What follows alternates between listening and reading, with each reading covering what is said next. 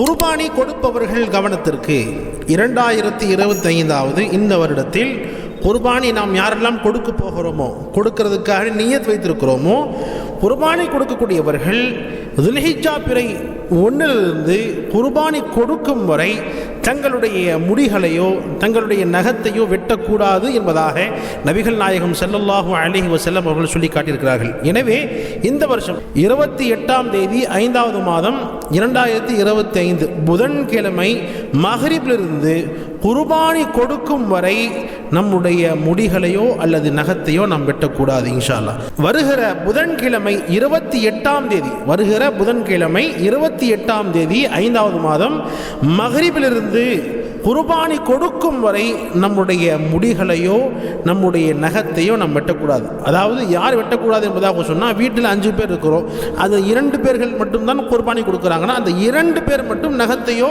முடியையோ வெட்டாமல் இருந்தால் போதும்.